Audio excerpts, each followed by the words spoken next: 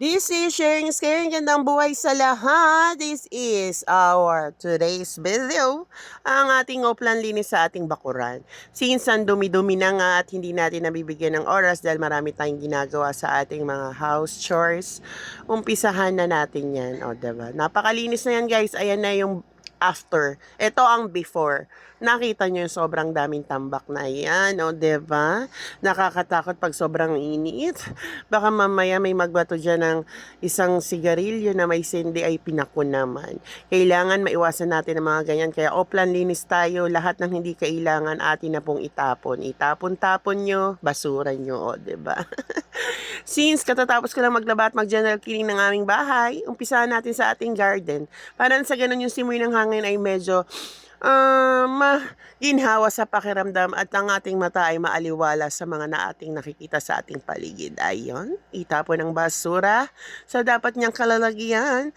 Mga Jay, pag may free time tayo, kapag tayo merong garden, dapat lagi natin yung titignan. At syempre natuyo na nga ang aking mga halaman since sobrang init talaga ngayon, Day. Ang hirap magpalago ng halaman, ang papayat ng aking halaman. O tignan nyo, napaka-dry niyan. Kaya isa-isahin natin yan, ititrim natin yan. Pagkatapos, iisa-isahin natin yung mga dumi-dumi dyan sa paligid ng ating mga halaman. Ayan.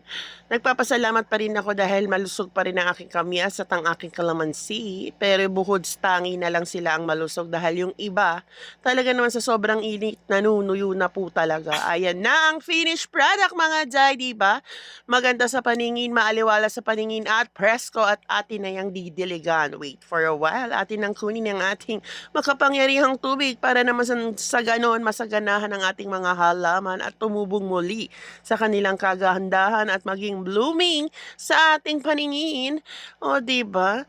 Apaka-presko niyan. Kaya laging tatandaan, good vibes lamang gawing pakinabang ating mga gawain sa araw-araw. Good vibes lamang, sharing, caring, follow for more and subscribe!